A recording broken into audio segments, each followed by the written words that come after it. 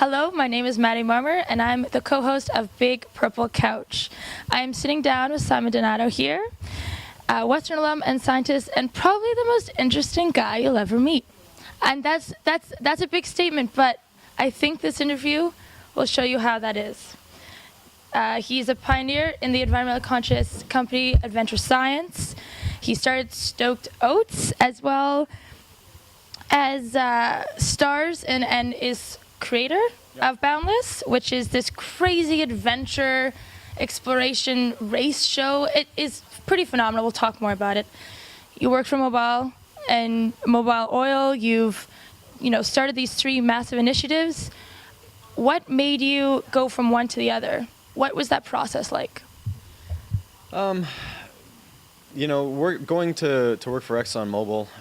It was just the natural progression from my schooling, right? You spend so many years getting educated to do something, you may as well go for it. I mean, it was actually funny because I'd applied to be a firefighter at one point, and it was with Toronto, and I had the opportunity, just as I was graduating, to either accept the offer to start training for the fire department or go Imperial. And as much as fire is awesome, and I think I would have loved to do that, it was just, you spend too much time in school. You got to at least give it a try. So, that's what led me to Imperial or Imperial Exxon.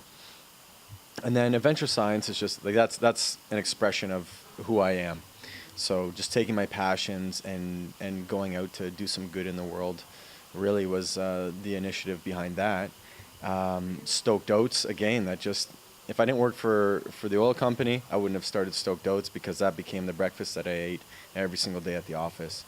So I just started blending my own oats until I kind of realized that, hey, we've got something that people would buy here. And, at the same time, I've always had the desire to step out on my own. So there was that. And then Boundless kind of grew from Adventure Science. So, they all kind of interplayed with each other. Nothing really came from left field. It was all just an expression of myself. So, you worked for Imperial Oil, and now you're doing, almost opposite side of the spectrum right now with these three initiatives. Do you think those years spent at Imperial Oil were like conflict of interest? Like how could you make that switch? Was it internally in you that you were raised in Byron and area in London, which was quite rural when you grew up there? So do you think that it was always in you that you kind of wanted to veer away from like corporate, oil, environmental degrading companies? Sorry to use such a strong term, but like how could you do that for 4 years? Did you not feel like a conflict of interest when you were working at such a massive corporate entity? Yeah, it's a good question. Geology is interesting because most of the people who end up in geology are people who like to be outdoors and like to explore and find things. And they take geology because they want to understand the world a little better.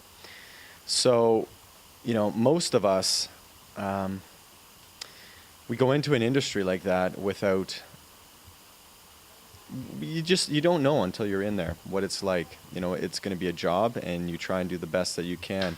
Now, I mean, to put it bluntly, when I was offered the job, I talked to my dad, who's an environmental engineer. And I said, Dad, I don't know if I can do this. I love the outdoors too much. It was a big part of me. And he said, well, son, if you don't take the job, somebody else will. And if you want to change things, it's easier to change it from the inside. So, that certainly quieted my conscience. And then once I got in there, I didn't feel a conflict of interest at all because the people I was surrounded by, they're out in the mountains hiking every weekend. They're hikers, they're fishermen, they're hunters, they're athletes. They're people who appreciate the outdoors and the wilderness. At the same time, their skill is finding and extracting oil. And, whether we like it or not, the world uses a ton of it. And unfortunately, that's not changing fast enough. So, what I would say would just be put us out of a job.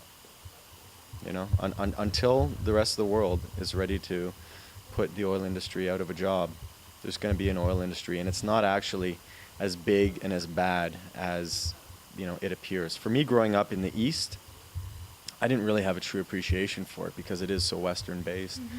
But the company is made of its parts, and its parts are, for the most part, really good, caring people. Yeah, and they have huge charitable initiatives that sure looks good on the company, but it would be people like you or I putting our 50, 100, whatever dollars into the pot to help, our fellow man or whatever it is. So, once you get into these places, you really realize that the reality is actually quite different.